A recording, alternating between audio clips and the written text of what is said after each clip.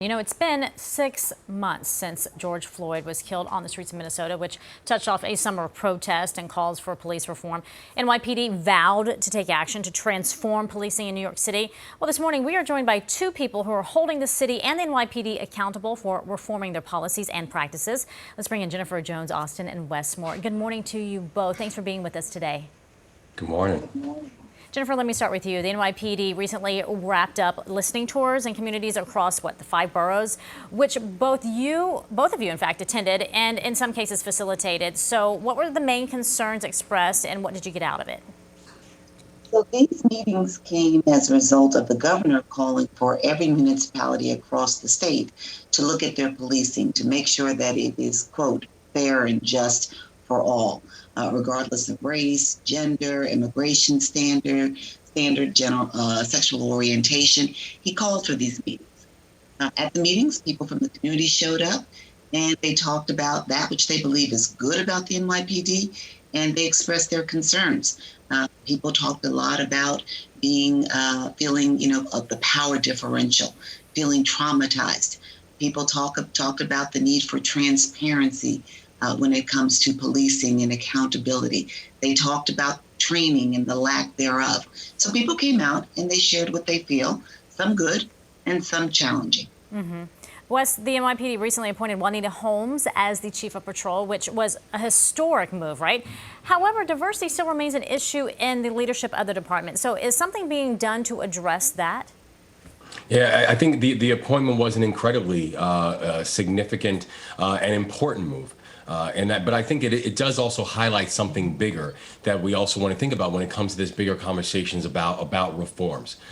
We know that when we're talking about different reforms that people want to see, this is not about, individual movement-driven structures. This is really about how can we just alter the way that people are being policed and the way people feel like they're being policed inside of their neighborhoods and communities. How are we focusing on everything from not just pipeline and also personnel, but it is about culture. It's about training, wanting to hear from community members about what they think needs the most and the greatest levels of improvement. And so I think that one thing we're seeing right now is that the individual movements are going to be, and the individual sliding is going to be important. However, it needs to take place in a larger holistic perspective as to how people are seeing the entire policing mechanism as being applied inside the communities that they live in. Absolutely. And I want to get back to you, Jennifer, because since the calls for police reform, there have been several changes within the NYPD, including $1 billion budget cut, disbanding the anti-crime units, and creating a discipline matrix, if you will. However, we've heard this. Critics say that these changes, they're just superficial. They don't address the root of the policing problem in the city. And we've really seen some aggressive policing and little punishment for officers involved. So how is this collaborative that you're working with the department holding the NYPD accountable? First and foremost, this plan has to be ratified by the City Council. So we're anticipating that that the City Council will step in and say, does this meet the needs of the community? Is it being responsive to the concerns that have been addressed? It can only be approved by or I should say accepted by the governor once it has been ratified by the City Council.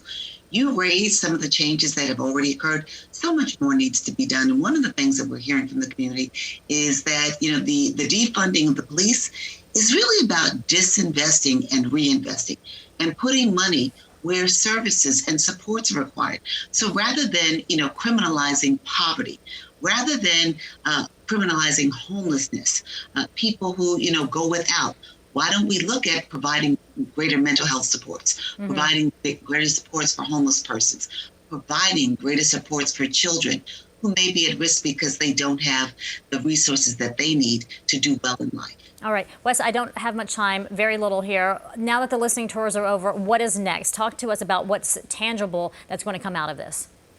Well, the listening tours are actually continuing, and I think one thing we'll see is that, we want all community members, including those most impacted by police, to participate, and we encourage all to join. And so throughout the process of these next 7 weeks, it really is about continuing to get feedback, continue to hear where people are and people's understandings of what needs to be changed, and then there will be an additional public comment period where people can continue to give their comments about what is eventually going to go towards the city council, as Jennifer was saying. So we really are, still very much right in the middle. And the phase that we are in now is continuing to make sure that the community is at the heart of all these conversations and all these recommendations. Wes, thank you for that correction there, because we were under the impression that they were over. But it's very important for people to stand up and speak out. So thank you both for what you're doing. We appreciate your time this morning.